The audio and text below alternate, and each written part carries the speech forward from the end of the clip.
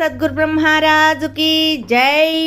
శ్రీ అచలానంద సంపూర్ణాంబ సమేత శ్రీ పరిపూర్ణానంద ఎర్రగుంట సుందర రామయార్య రాజయోగి సద్గురు బ్రహ్మరాజుకి జై. శ్రీ అభయానంద చిట్టేటి కోదండరామయ్య తండ్రికి జై. శ్రీకృష్ణ దేశికేంద్రుల వారిచే విరచితంబైన క్షరాక్షరోపాధి ద్వైదోషరహిత పరమతత్వ కంద పద్యములు 207, 208.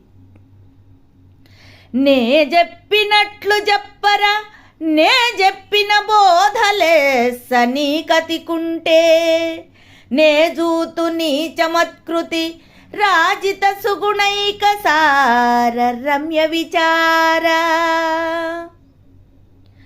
అని గురుడు తనను బల్కిన విని శిష్యుడు లేచి మ్రోక్కి వినుతించి ముదంబున జప్పదొణగే మునుతా వినినట్లుగా గురుని మదికి వేడుకదోపన్.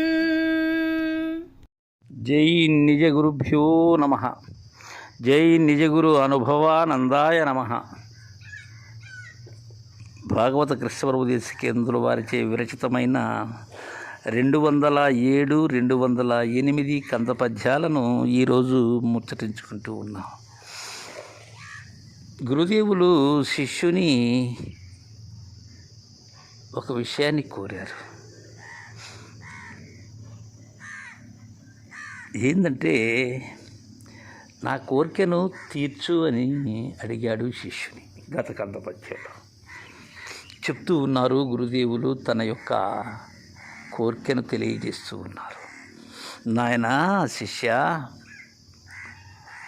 నే చెప్పినట్లు చెప్పరా, నే చెప్పిన బోధ లెస్స నీ కతికుంటే, నే జూతు నీ చమత్కృతి రాజిత సుగుణైక సార రమ్య విచార అని అన్నారు. నాయన శిష్య, రాజిత సుగుణైక సార రమ్య విచార, ఎలా అంటే నీ విచారణ ఎలా ఉంటుంది అని నాకు తెలుసంటే, దేదీప్యమానముగా ప్రకాశించేటువంటి సుగుణములతో కూడినటువంటి చక్కని సారవంతమైనటువంటి అందరూ గ్రహించాలి అని కుతూహలము కలిగించేటువంటి విచారణ పరుడవు నీవు. అలాంటి వాడవు శిష్య నీవు.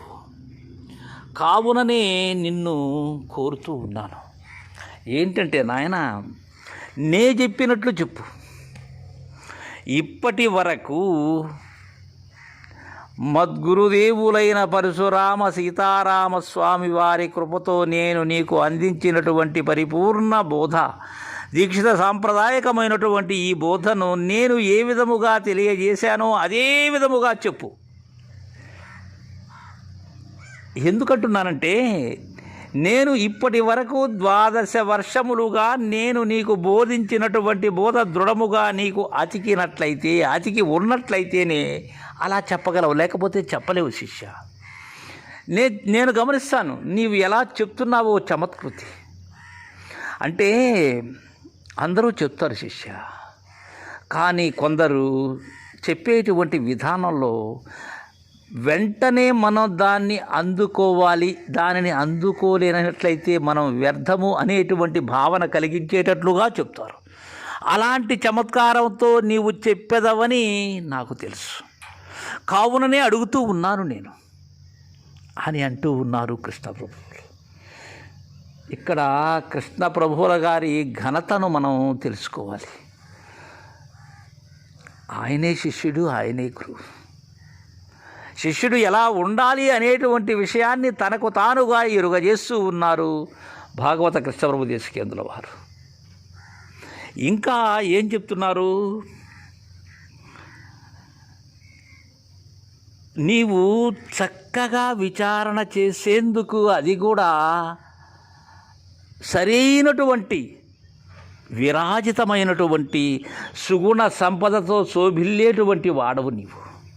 కావుననే నే చెప్పినట్లు చెప్పు అంటున్నారు.